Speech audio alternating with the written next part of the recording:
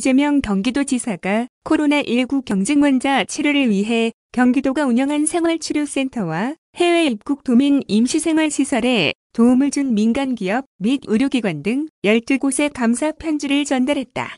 이 지사는 29일 회사 소유시설을 생활치료센터와 임시생활시설로 제공한 한화생명 여승조 대표이사와 기아자동차 최준영 대표이사, SK텔레콤 박정호 사장에게 보낸 편지를 통해 국민과 함께 위기를 극복하고자 사회적 책임을 다해 주셨다면서 전국에서 주목한 경기도의 신속하고 강력한 방역 체계의 바탕에는 귀사의 지원이 있었다며 감사를 표했다. 이와 함께 생활치료센터 전담 의료기관인 분당 서울대학교 백농민병원장과 경기도의료원에도 의료진의 헌신적 노력으로 방역전선을 견고히 하는데 더없이 큰 힘이 되었다고 전하고 군인과 경찰 인력을 파견한 제55사단, 제3공수여단, 용인동부경찰서와 이천경찰서 등에도 고마운 마음을 전했다.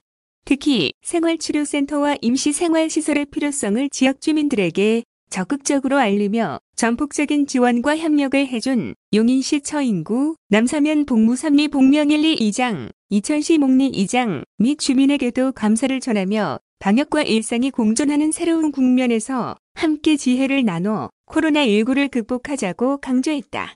한편 경기도는 지난 3월 19일 용인시 소재 한화생명연수원에 코로나19 경증 환자의 치료를 위한 제1호 생활치료센터를 열어 4월 29일까지 운영했으며 제2호 센터도 용인시 소재 기아자동차 오산교육센터에 4월 17일부터 6월 25일까지 운영해 총 348명의 환자가 입소 후 완치됐다. 아울러 해외 입국 확진자가 확산되던 4월 20일에는 해외 입국 경기도민 대상 자가격리 시설을 이천시 소재 SK텔레콤 인재개발원에 마련해 코로나19 감염 확산을 차단했다.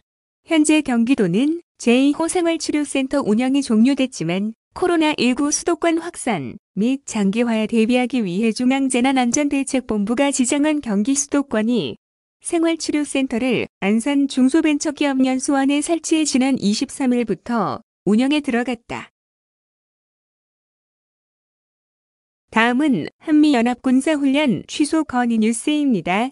경기도가 코로나19 확산 방지와 남북관계 신뢰회복을 위해 8월로 예정된 한미연합군사훈련을 취소해달라고 통일부에 건의했다. 31일 경기도에 따르면 이재강 경기도 평화부지사는 이런 내용을 담은 한미연합군사훈련 취소 건의문을 이날 통일부에 보냈다. 이재강 평화부지사는 건의서에서 코로나19 방역은 우리 정부의 제1국정과제이자 경기도의 최우선순위 도전과제라며 한미연합군사훈련이 코로나19 확산의 기폭제가 될 수 있다며 훈련 취소가 필요하다고 주장했다. 경기도 집계에 따르면 7월 30일까지 평택시에서 발생한 코로나 확진 환자는 모두 146명으로 이 가운데 71.9%인 105명이 주한미군이다. 또 같은 기간 국내에서 발생한 주한미군 확진자 121명 가운데 107명이 경기도에 주둔 중인 미군이거나 미군 가족, 주한미군 부대에서 근무하는 군무원과 그 가족이다.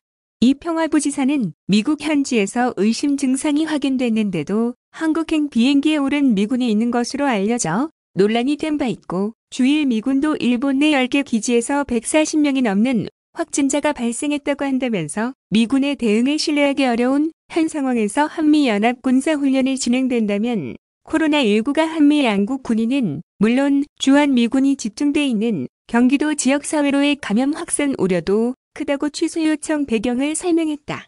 이 평화부지사는 또 지난 7월 1일 유엔 안전보장이사회도 코로나19와 관련해 무력 분쟁 중단 촉구 결의안을 채택한 바 있으며 프란치스코 교황도 이 결의안의 즉각적인 이행을 전 세계에 요청한 바 있다며 코로나19 극복을 위해 전 세계가 무력 분쟁을 멈추고 있는 지금 어떤 이유도 전쟁 훈련의 명분이 될 수는 없다. 코로나19 확산이 심히 우려되는 훈련이라면 더더욱 진행해서는 안 될 것이다라고 강조했다.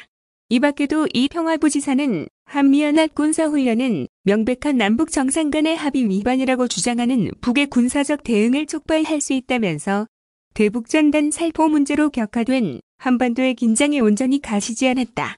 상대를 자극하는 한미연합군사훈련이 아니라 신뢰를 키우는 남북협력 훈련이 필요한 때라고 호소했다. 한편 정부는 올해 8월 17일부터 예년보다 대폭 축소된 규모로 한미연합 군사훈련을 실시할 계획으로 알려져 있다. 다음은 포도 대상 기능성 성분 함량 조사 뉴스입니다. 8월이 제철인 과일 포도에 면역 체계를 강화하고 암을 예방하는 성분이 많이 함유됐다는 조사 결과가 나왔다. 31일 경기도 보건환경연구원에 따르면 연구원은 지난해 4월부터 10월까지 마트와 재래시장에서 판매되는 국내산, 수입산 포도 67건과 포도가 공식품 25건을 수거해 항암, 항바이러스 등의 효능이 있는 기능성 성분, 레스베라트롤, 엘라그산, 총폴리페놀, 플라보노이드 함유량을 조사했다. 레스베라트롤은 항암, 항바이러스, 신경보호 등의 효과가 있고 최근에는 우울증에도 효과가 있는 것으로 알려져 있는 물질이다. 엘라그산은 유방, 식도, 피부, 결장, 전립선, 췌장 등에서 암세포 활동을 억제하는 역할을 하고 항산화, 항바이러스, 항돌연변이 기능을 가지고 있다. 폴리페놀은 항산화 효과가 있어 노화를 방지하고 항암 작용과 함께 심장 질환을 막아주는 역할을 한다. 플라보노이드는 항산화, 항혈전, 항염증, 항당뇨, 항암, 신경보호 등의 효과가 있어 인체에 매우 유익한 물질이다. 포도 품종별 레스베라트롤의 함량을 비교 분석한 결과 시드리스가 14.36, mg 100g으로 가장 높았고 청색기가 흑색기 품종보다 많이 함유돼 있었다. 머루포도는 엘라그산이 1.95mg 100g으로 가장 많이 함유돼 있었으며 항산화 활성도 가장 높게 나타났다. 캠베럴리에서는 총 폴리페놀과 플라보노이드 함량이 각각 129.57 mg 100g과 82.43 mg 100g으로 가장 높게 나타났다. 흑색기 품종은 총 폴리페놀 함유량이 다른 품종에 비해 비교적 높게 나타났는데 폴리페놀 성분이 검정색, 보라색 컬러 푸드에 많이 포함되어 있기 때문이다. 포도가 공식품의 경우 포도주와 포도주스를 비교해본 결과 포도주가 100% 포도주스에 비해 모든 기능성 성분의 함량이 높게 나타났다. 특히 적포도주가 백포도주에 비해 다량의 레스베라트롤을 함유하고 있었다. 레스베라트롤은 포도 껍질에 다량 함유돼 있어 껍질과 함께 포도를 섭취하는 게 면역체계 강화에 더 도움이 된다. 오조규 경기도 보건환경연구원장은 이번 연구가 포도의 우수성을 알리고 생활에 도움이 되는 기능성 식품 구매에 많은 도움이 되길 바란다고 말했다. 다음은 유기농 액체 비료 뉴스입니다. 배스, 블루길 같은 외래 퇴치열 종을 액체 비료로 활용하는 경기도의 농업 신기술이 전국으로 확산된다. 경기도 농업기술원은 농기원이 자체 개발한 외래 퇴치열종 활용 유기액비 제조 플랜트가 지난해 농촌진흥청 신기술 보급 사업에 선정돼 올해부터 전국에 확대되고 있다고 31일 밝혔다. 경기도는 지난 2017년부터 하천 생태계 교란 예방과 친환경 농산물 생산 증대를 위해 사업을 추진해왔다. 농기원이 개발한 유기액비 제조 플랜트는 폐기되는 어류 자원을 활용해 고품질 유기액비를 제조함으로써 환경도 보존하고 폐기물을 유용한 자원으로 재탄생시키는 한석이조의 효과가 있다. 농가에서도 저렴한 가격으로 액체 비료를 만들고 사용할 수 있다는 장점이 있다. 이 밖에도 냄새 저감 장비를 통해 기존의 퇴치열종으로 액체 비료 제조 시 가장 문제가 되는 악취를 90% 이상 줄이는 데 성공했다. 보통 1년 이상 걸리는 발효 공정도 3개월로 70% 이상 단축했다. 지난해 생태계 교란 외래어종 전국 수매 실적은 711톤, 올해 예상 수매 실적은 766톤으로 그 규모가 계속 확대되고 있으며 수매된 어종의 일부분은 가축 사료로 사용되지만 대부분은 폐기되고 있는 실정이다.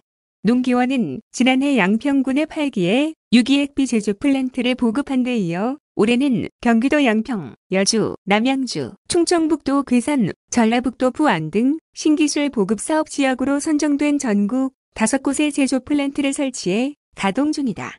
유기 액체 비료를 사용하고 있는 양평의 한 농업인은 발효 과정 중 악취가 거의 나지 않으며 상추와 부추의 유기 액비를 사용하면서 출하량이 8에서 18% 늘고 출하일수도 2에서 3을 당겨졌다고 말했다.